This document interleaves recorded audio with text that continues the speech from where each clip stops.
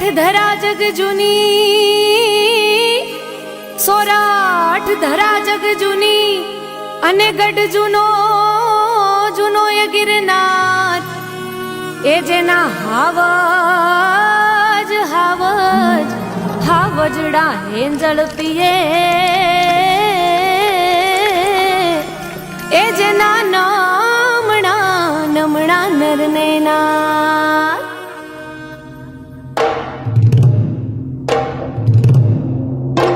ધૂણા હજારો ધકતા ને અલખ નાદ ઓમકાર, એ જેના પાણે પાણે પરચા ભર્યા, એવો મારો ગિરિરાજ ગિરનાર. અફાટ સમુદ્ર પ્રભાસ પાટણે સોમનાથ દાદાના અને દ્વારિકામાં દ્વારિકાધીશના ચરણ પખાળે છે, તો પર્વતાધિરાજ ગિરનાર સોરઠ ધરાની છત્ર છાયા છે.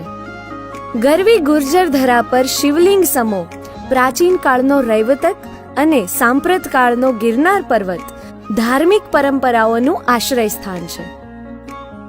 યુગ યુગાંતરથી કરોડો શ્રદ્ધાળુઓ ગિરનારની ભવ્યતાના દર્શને આવે છે.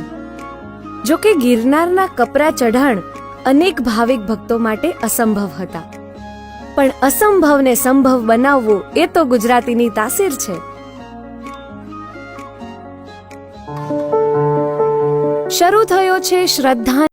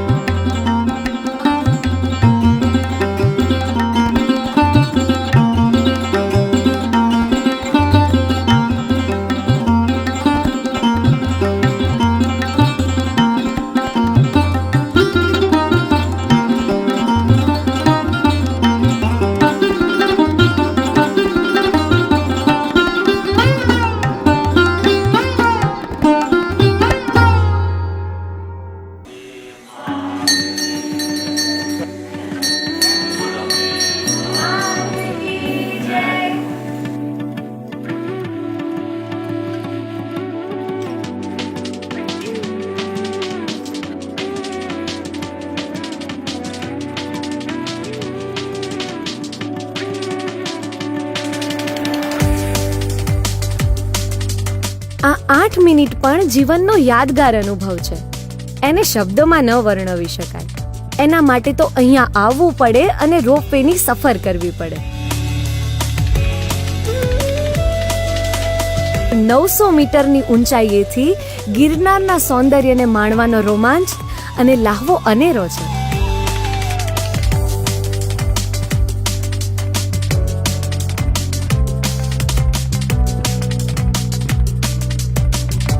સતત અવર જવર કરતા 25 રોપવે કેબિન કલાકમાં અંદાજે 1000 લોકોને ગિરનારની સફર કરાવે છે.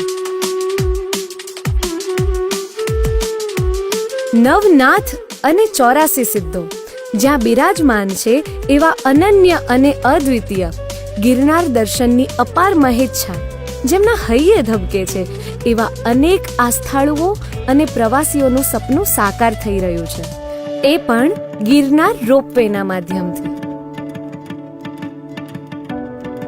પ્રેમ, શૌર્ય, સમર્પણ, ભક્તિ, ટેક અને ફનાગીરીની અનેક ઉન્નત ગાથાઓને પોતાનામાં સંઘરીને અડીખમ ઉભેલો ગિરનાર કરોડો શ્રદ્ધાળુઓ માટે તીર્થધામ કરતાં પણ વિશેષ છે.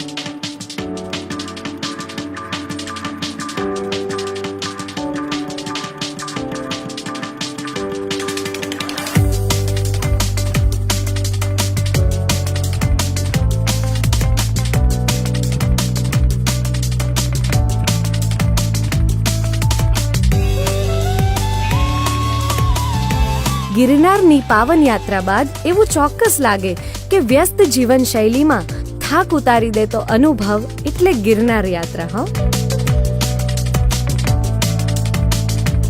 ગિરનાર રોપવે, પર્વતાધિરાજનું નવતર ઘરેણું.